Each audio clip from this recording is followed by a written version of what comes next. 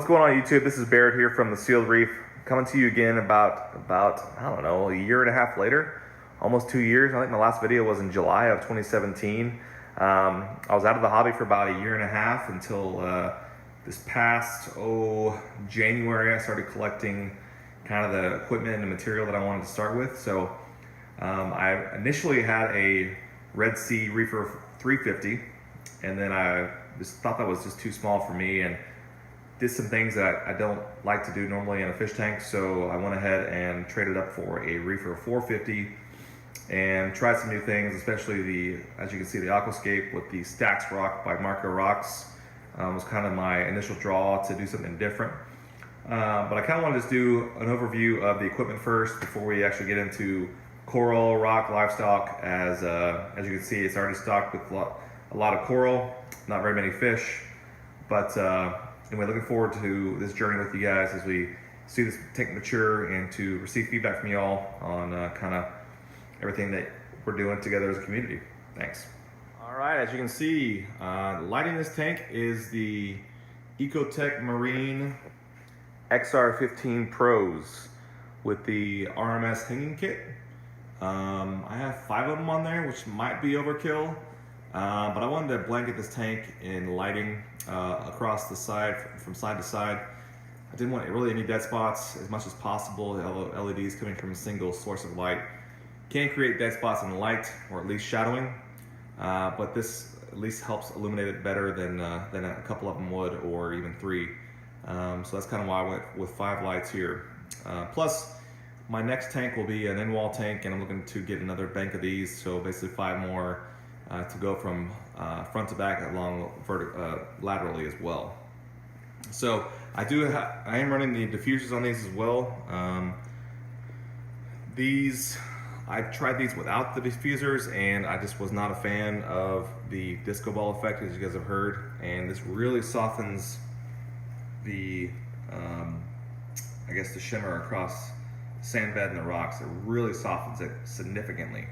So I highly recommend the diffusers. Yeah, they're annoying $40 additional per light, or actually whatever they are, 50, 55, but they're make a world of difference for the look of the tank, and also just softens the look up a little bit. It's not as harsh, it has better blending, and just makes it a really nice feature for your corals and the fish. So let's move down south a little bit and see what we have underneath the hood. All right guys, down underneath the hood here, we start with the brain of the system, which is the Neptune Apex system. This is the Apex Heavy, which includes the pH, temperature, ORP, and the salinity probes. I'm only using the pH, temperature, and salinity. I'll be using an additional pH probe, which goes in the place of the ORP for the calcium reactor, which I'm getting installed on Sunday. So, of course, I have the EB832, which is a great power system for monitoring power consumption. Then I just did a simple Energy Bar 8 there for tertiary equipment, such as the LED lights underneath the cabinets. What else do I have down there? I just have some basic stuff that doesn't really require a whole lot of controlling, just that I wanted some basic on-off functions if necessary. So I did buy the display units there for quick display. It's something that most people don't have anymore because it doesn't include it with the system, but I went ahead and just bought it because I was like, well, I've seen some iPads down there. I mean, iPad's a little overkill in my opinion, but you know what, to each his own. So I went and did the Apex display module, and it works fantastic and does everything I want it to. As you can see, I have the WXM module for my Ecotech lights and also my MP40s, and there's the controllers right there for that. And then lastly down there I have the Core 20 control module for my return pump, which works amazing, by the way, and it integrates perfectly into the Neptune system. I've seen some negative reviews on the Core 20, and I just don't understand it because it's worked absolutely fantastic for me through this whole time so far. I've had this thing up and running a few months now, and it's been perfect. So no complaints there. Let's go ahead and move over to the sump area to see how I ran my equipment and anything that's interesting over there. Hey guys, let's talk about the sump area. All right, so starting with the back right, I have the return area course with just some excess rocks that I had for my display tank to provide some additional filtration back there, as you can see. Then I have, of course, with my automatic top-off parasolic pump from Bulk Reef Supply. That's at 50 milliliters per minute instead of the 1.1 milliliters per minute, which is their slower pump. This is the only pump that I could really use that will pump from about 65 feet away up and down walls from my garage. So this pump works absolutely fantastic, keeps it level. But most importantly, the brains that controls that is the Innovative Marine Hydrofill. So this thing basically has two sensors, which you can see right down there. And those sensors basically are conductive, so they sense when water hits them and always when it's not. And this thing has a 3-prong outlet that you can plug any pump into to power your automatic top-off system. So which is an amazing feature. So I could use a pump that will basically draw water from my garage all the way to my display tank, which is about 65 feet away. So highly recommend the Innovative Marine Hydrofill ATO system. Amazingly simple, very inexpensive. You're way underneath what you would pay for a, say, Tunes. And it basically, in my opinion, is, and way better. So, and I've had both. So anyway, that's what I'm using right now. Perfect ATO for my needs. And I'm going to the Red Sea media cups here with just some basic filter pads. It saves money on the filter socks, and it easily is interchangeable with additional filter pads. I'm not a big fan of washing them. I will do that, but in terms of washing the filter socks, I just think that I could just throw these away and start with new each time. Would be better off for the system and not have any chance of, maybe I'm paranoid, any bleaching my system from the washed filter socks. Flows down to the Miracle Mud bed that I have. This is a new thing that I've started for this tank. This is my 4th tank I've had, and I just did a lot of research on this product, as much as that there is out there, and have had good reviews from other folks, so I'm giving it a try. I'm not saying it's some miracle product that's going to be a game changer, but I wanted to try at least starting off with and seeing how it does compared to my results I've had in the past. And I'm just trying to follow it to the letter, and so hopefully this works out, and we'll see what happens. So this is about 15 pounds of it, which I'm about 5 pounds underneath what I should have, so hopefully it'll be some kind of game changer, at least incrementally. 10-20% better results would be fantastic.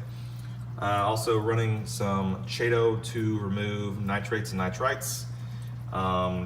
It's been working great so far. I've had it in there about 5 days, and it's grown probably twice its size, which is amazing. Probably because I had a lot of nutrients starting off with this tank. And then I have, powering that, I have the H160 Kessel Grow Light. This thing works amazing, very easy to use. Comes on at 10 o'clock at night and turns off at 10 a.m. in the morning, and does a fantastic job for my needs. So I'm running the Nios 160 skimmer. So far it's done amazing, no complaints. That's about 3 days worth right there. This tank's very new, so not a lot of biofilter and bio stress on this skimmer just yet, but it's skimmed out a lot of stuff so far, and I'm very, very pleased with it, and it's worked amazing. I am running the Phoenix titanium heater down there, which is controlled by my Apex. I always run those, nothing else. I don't use anything that has a controller built in. That is an amazing heater. I used it in the last 3 tanks, and I will never use anything different besides that. In the back there, I have a basically a carbon reactor, which is not on. As you can see, it's plumbed in the manifold. I have a very simple manifold, and not doing anything crazy this time. I've had reactors built into this thing, all sorts of things built into it. I decided let's go basic and just do the things right that support biological life in a reef tank. And so that's what I've done here. So you can see it's just basically bulletproof supply deluxe reactor. It's black, plugged into the manifold, and has a simple ball valve in there to control flow to it whenever I want it to flow into it. So all you can see is it just goes up there, comes down, and then we'll be exiting right there on the side. And the large black tube from the return pump there, or the external pump, is my Emperor Aquatics UV sterilizer. It's a 40 watt, it's gigantic, but that comes on at night as well at 10 o'clock and goes off in the morning at 10 o'clock as well, to give the water some light, some UV light during the nighttime. It works amazing. I will never go without a UV on a tank ever again. So let's go down to my return pump here.